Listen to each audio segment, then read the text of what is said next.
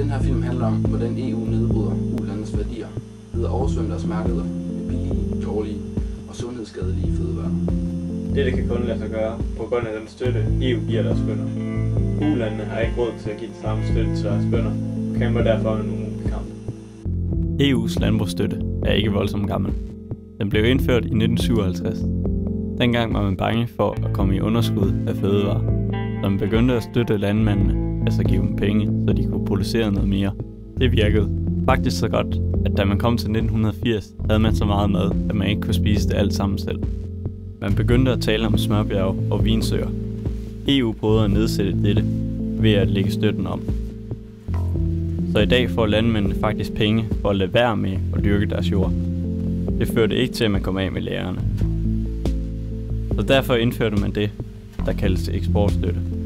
EU betaler simpelthen penge for at komme af med deres varer. Da varerne er rigtig dyre at producere i EU, bliver man nødt til at sænke prisen kunstigt ved at betale for, at varen bliver billigere. Så kan varen nemlig sælges til en pris, som er lavere end den, de lokale bønder i for eksempel Afrika kan producere varen til.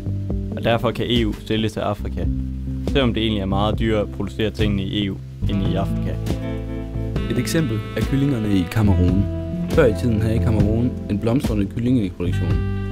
Folk investerede penge i kyllingefarme, så man kunne opdrætte kyllinger bedre og billigere. Men lige pludselig fik EU en fiks idé. Alt det, som europæerne ikke ville spise fra kyllingen, f.eks. vingerne, kunne vi jo bare sende ned til Afrika. Så kyllingen fik eksportstøtte, blev pakket i containere og sejlede til Afrika. Der kunne de sælge det for bare 3 kroner kiloet. Til den pris kunne de lokale opdrættere ikke følge med. Næsten alt opdræt er forsvundet i dag. Det har efterladt et kæmpe hul, hvor der før blev opdrættet og solgt kyllinger. Det er ikke bare opdrætterne, der er blevet ramt, og det er ikke kun dem, der er med i processen om kyllingerne. Der er også en landmand, der producerer foder til kyllingerne, dem der fragter dem til markedet, dem der plukker kyllingerne, sælgeren og endda kurvemageren. Det har stor indflydelse på folk, når de mister deres arbejde.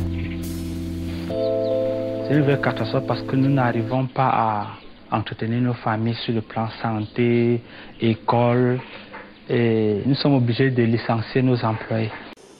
Hvilken påvirkning har det på landet, altså for eksempel Ghana, at det ikke er selvforsynende? Det er utroligt.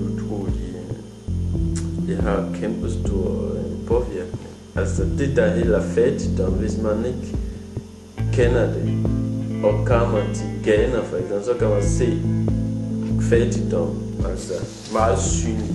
Men der man kan virkelig mærke, at det har en påvirkning, det er, at landmanden bliver fattigere.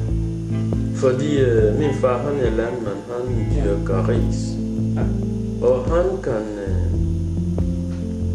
det ris, han dyrker, han kan ikke sælge det.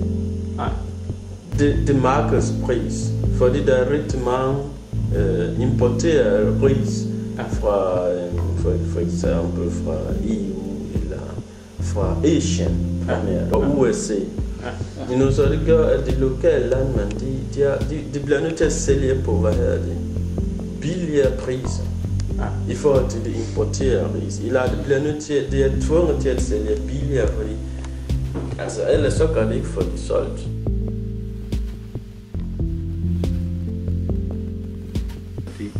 Som forbruger, der skal jeg jo betale mere for fødevarene i Danmark, fordi EU har de der toldbarrierer, så de fattige kan ikke få lov til at sælge til os. Forbrugerne kan ikke få lov til at købe varen der, hvor det er billigst, fordi de har de der toldbarrierer.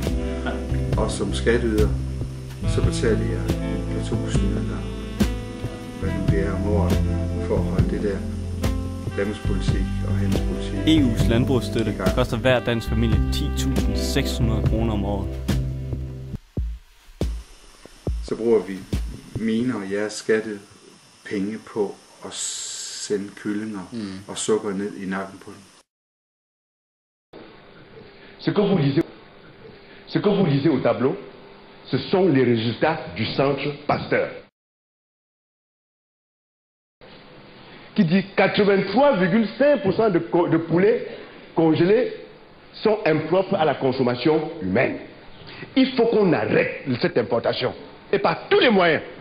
Pour une fois qu'on a démontré que le poulet congelé était dangereux pour la santé, pourquoi le gouvernement n'arrête pas simplement et purement les importations? Parce qu'un État, un gouvernement a le droit d'interdire. Ça, c'est l'OMC. Mais quand il l'interdit comme ça, et il va voir la Banque mondiale pour négocier ce qu'on appelle les accords bilatéraux, la Banque mondiale va lui dire, pour que je t'accorde ce prix-ci, il faut que tu ouvres tes frontières. Sinon, je ne te fais pas de crédit. Vous voyez ce chantage-là? Fattige lande går glip af 4.200 milliarder kroner om året på grund af uretfærdige handelsregler.